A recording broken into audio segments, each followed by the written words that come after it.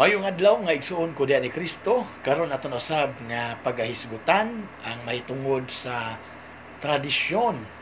Kay matud pa sa aton nakita diha sa post nga sunda ang Biblia ug isalikway ang tradisyon. Amo na ilaha nga punto para nila Biblia lang atong tuhan, wala na ilabot ang tradisyon. Una ang magani tradisyon isalikway. Nga ilang kutloon ang San Mateo 15 versikulo 6 nga mao'y inyong gisunod ang tradisyon sa tao inay ang kabubuton sa Dios. Matod pa nila sa walay tradisyon. Mga igsoon, tinaw kaayo nga ang gisgutan nga tradisyon diha San Mateo 15 versikulo 6, tradisyon sa tao. Kini manggong mga Hudiyo daghan sila og mga tradisyon nga gituuhan.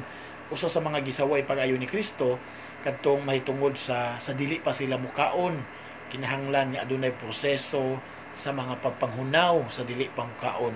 Kato siya gitawag tuog tradition of man. Apan adunay tradisyon nga gikan sa mga apostoles nga kinahanglan nato nga dawaton.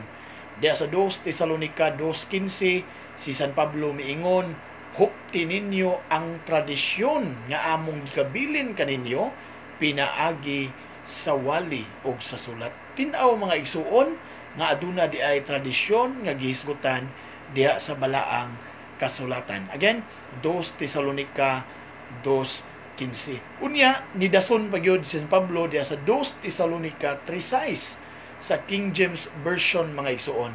Unsa giingon dito sa King James Version, 2 Tesalonica 3:6, diingon si San Pablo, palayo kamo ni adtong mga tawo nga nagsalikway ug wala modawat sa mga tradisyon nga among gikabilin kaninyo. Tinaw kayo mga igsoon ang giingon ni San Pablo nga mopalayo kita ni adtong mga tawo nga wala modawat sa tradisyon. Nya tanawa, kinsa may nasakto katong nagpost nga isalikway ang tradisyon o si San Pablo nga nagwali mahitungod sa tradisyon. Of course, ang tradisyon nga tong gisgutan dili na mga patuo-tuo, kundi tradisyon, apostolic tradisyon nga gibilin diha sa simbahan. Nganong aduna may mga tradisyon, kay lagi giingon sa 2 Tesalonica 2:15 nga si San Pablo mingon hupti ninyo ang mga tradisyon nga among gikabilin kaninyo pinaagi sa wali o sa sulat.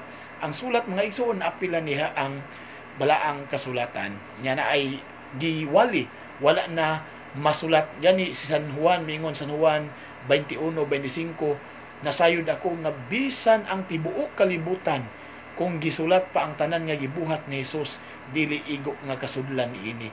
Usa ka hyperbole nga pag-istorya mga igsuon apan pagpamatuod nga dili tanan nga nabuhat ni Hesus nahisulat sa Biblia.